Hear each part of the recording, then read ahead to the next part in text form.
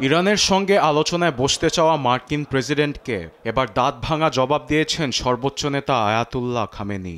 বলেন, ওয়াশিংটনের গুন্ডামি আচরণের কারণে মেনে নেবেন না কোনো ধরনের আলোচনা। একই সঙ্গে দাবি করেন, আলোচনার নামে নোংরা খেলা খেলছে যুক্তরাষ্ট্র। তাদের উদ্দেশ্য আলোচনার মাধ্যমে সমস্যার সমাধান নয়, মাস্তানির মাধ্যমে অন্য দেশের উপর আধিপত্য বিস্তার করাই তাদের কাজ। এ ধরনের আচরণ আমরা মেনে নেব না।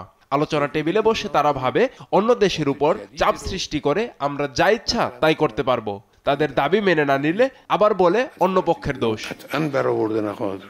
একই সঙ্গে পারমাণবিক ইস্যুটি নিয়েও বক্তব্য দেন খামেনি। ইরানের আন্তর্জাতিক সম্পর্ক, প্রতিরক্ষা ব্যবস্থা ও অস্ত্র উৎপাদন নিয়ে যুক্তরাষ্ট্রের দীর্ঘদিন ধরে মাথা ব্যথা। আলোচনায় বসলে ট্রাম্প তেহরানের অভ্যন্তরীণ বিষয়ে নাক গলাবেন বলে দাবি করেন তিনি। আবার 2015 সালে ইরানের সঙ্গে 6 দেশের পারমাণবিক চুক্তি the joint comprehensive plan of action JCPOA নিয়েও প্রশ্ন তোলেন খামেনি। 3 ইউরোপিয়ান ইউনিয়নভুক্ত দেশ আমাদের উপর আঙ্গুল তুলেছে যে ইরান চুক্তিটির অধীনে প্রতিশ্রুতি রাখেনি। কিন্তু আমার প্রশ্ন হলো, আপনারা কেউ কি এই চুক্তি মেনেছেন? আপনারা কেউ নিজেদের প্রতিশ্রুতি রেখেছেন? আপনারা শুরু থেকেই তা ভঙ্গ করে আসছেন।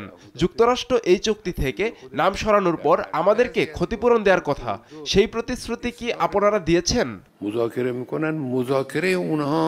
ইরানের সর্বোচ্চ নেতার এমন বক্তব্যে ওয়াশিংটন তেহরান সম্পর্ক আরও উত্তেজনাপূর্ণ পর্যায়ে পৌঁছানোর আশঙ্কা করছেন বিশেষজ্ঞরা।